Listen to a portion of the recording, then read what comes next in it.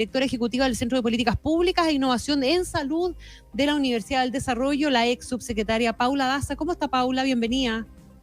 Hola, muy buenas tardes, Connie. Buenas tardes, Matías. No sé si me escuchan bien. Le escuchamos perfecto, doctora. Muchas Súper gracias. bien. Fuerte y claro, fuerte y claro. Ya, qué Doctora, bueno. déjeme preguntarle si estamos efectivamente ante una cuenta regresiva, como titulaba usted una columna el otro día en el diario La Tercera, y por qué estaríamos ante una cuenta regresiva. ¿Una cuenta regresiva para qué? ¿Para cambiar finalmente el sistema de salud, para solucionar este problema y hacernos cargo y hacer las reformas que tenemos que hacer? A ver, yo creo que lo primero es la urgencia con que se debe tomar las medidas, la resolución de la Corte Suprema.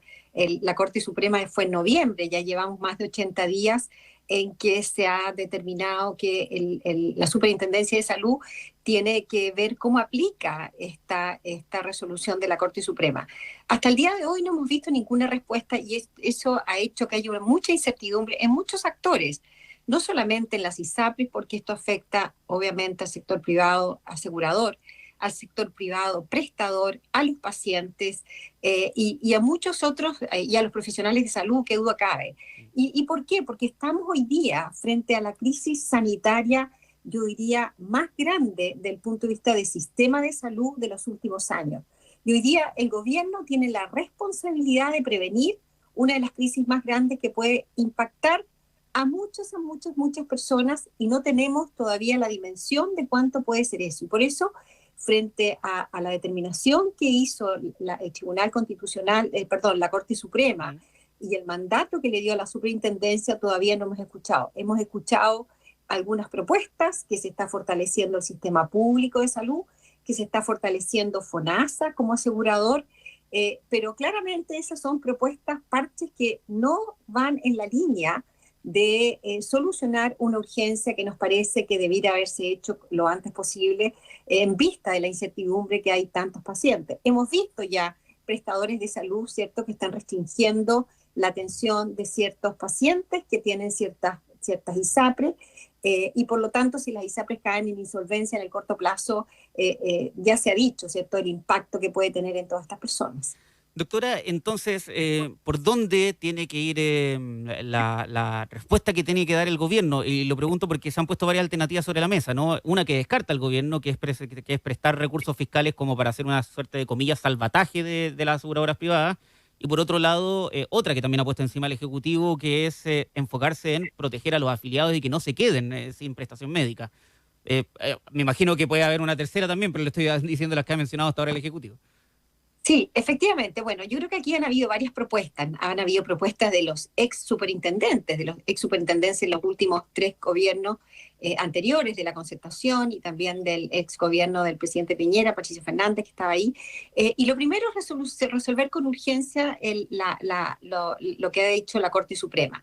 Y aquí hay 2 vías. Una, tiene un rol administrativo la Superintendencia de Salud, determinar cómo se van a devolver esos fondos a las personas, pero de una manera que no implique un impacto financiero que finalmente termine terminando con las ISAPRES. Y lo segundo, a través del Poder Legislativo, a través de una ley corta o una propuesta de ley, que ahí tiene que trabajar el Ejecutivo con el Congreso, para poder avanzar en una propuesta de cómo va a ser finalmente el incremento de los precios a través del GIES, de los precios base, y también de cómo se va a implementar la nueva forma de factores, ¿cierto?, la tabla de factores. Entonces, hay propuestas que significan de corto plazo, urgencia, pero en forma paralela, Matías, se debe avanzar en una propuesta a largo plazo. Yo te quiero decir que esto es un problema que tiene 2 aristas. Uno, un problema técnico, que lo resolvió, lo ejecutó, lo dijo el Tribunal Constitucional en el año 2010, que tanto el Legislativo como el Ejecutivo tenía que hacer propuestas de reforma para poder dar certeza en avanzar en un seguro social. Se han hecho 2 propuestas en el año 2010 y en el año 2019, reformas al sistema privado, que personas que hoy día están en el gobierno votaron en contra. Entonces, hay propuestas de reforma para llevar a un plan regulatorio, pero también en la misma manera se tiene que avanzar en una reforma en el sector público que signifique una mayor eficiencia del sector público, una mayor fortalecimiento de FONASA, como ha propuesto el gobierno, y que hay un proyecto de ley ya presentado. Por lo tanto, hay urgencias administrativas, también legislativas, y también ir avanzando en un proyecto de largo plazo que significa una reforma finalmente en el sector privado a través de un seguro social. Ahora, doctora, lo que dijo la ministra de Salud, Jimena Aguilera, el día de ayer, de que el Estado no traspasará recursos a las aseguradoras ni que habrá una suerte de salvataje, eso en estricto rigor es real, ¿no? Es la regulación que Está una existe. perogrullado, ¿no? Absolutamente, o sea, yo creo que todas no tiene por qué hacerlo. No tienen, o sea, es absolutamente, no tiene por qué hacerlo. Y lo que se está pidiendo y lo que se está dicho, todos los expertos lo que ha dicho en que en ningún caso el sector público tiene que poner recursos. Incluso más, si esto significa un quiebre del sector privado asegurador, de todas maneras eso produciría un impacto financiero en el sector público. Porque ¿qué significa que las ISAPRES desaparezcan o de alguna manera caigan en insolubilidad? Significa que esas personas que están hoy día en el sector privado, pagando desde su bolsillo el asegurador, esas personas tendrían que pasar al sector público, como FONASA, y hacerse cargo FONASA, no solamente del punto de vista asegurador, de las licencias médicas y también de los prestadores. Hoy día sabemos, hay de más información, que el sector público prestador hoy día no tiene ninguna capacidad para resolver los problemas de los 15 millones de personas que están hoy día en FONASA y sumar 3 millones de personas adicionalmente. Por lo tanto, el impacto que significaría del punto de vista sanitario a las personas que llevarían al sector público, del punto de vista financiero para el sector público, y por supuesto que esto tendría un impacto político tremendo. Paula Daza, en un contexto como este siempre se habla de responsabilidades, de culpa, de ganadores, de perdedores, y siempre como categorías un poquitito binarias, ¿verdad? Medias en blanco y negro. Pero, ¿qué grado de responsabilidad le atribuye usted, que fue subsecretaria de Salud también, a las ISAPRE en la crisis que están enfrentando hoy día?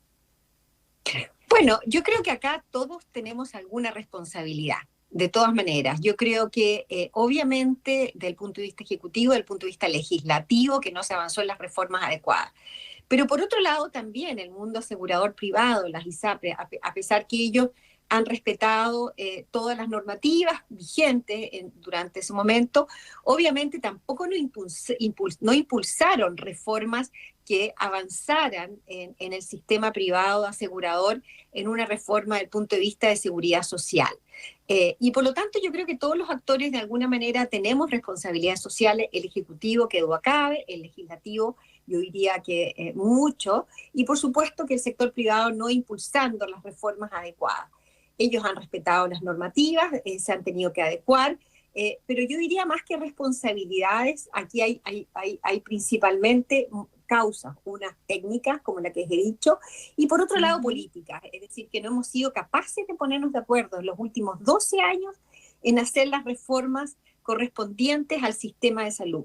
Y hoy día estamos en una situación, yo creo que el gobierno tiene dos cosas. Una, la responsabilidad de prevenir la crisis sanitaria que podría producir esto. Y por otro lado, tiene la oportunidad de hacer las reformas correspondientes para avanzar en un sistema de salud moderno que implique una mayor seguridad social, una mayor oportunidad, calidad. ¿Cómo son los sistemas de salud hoy día modernos? Tenemos Alemania, tenemos los Países Bajos, tenemos experiencias que son muy positivas, pero obviamente aquí todos los actores son fundamentales y tienen que haber acuerdos políticos transversales para hacer una vez por todas esas reformas. Hoy día el problema sanitario es tremendamente complejo, no es una solamente la causa. Vivimos muchos más años, los problemas de enfermedades crónicas, tenemos una alta tasa de enfermedades crónicas, y tenemos que avanzar en una medicina más moderna, que dé respuesta oportuna, y también es muy importante tener un marco regulatorio que incentive la contención de costo por parte de los prestadores, porque hoy día eso no lo tenemos.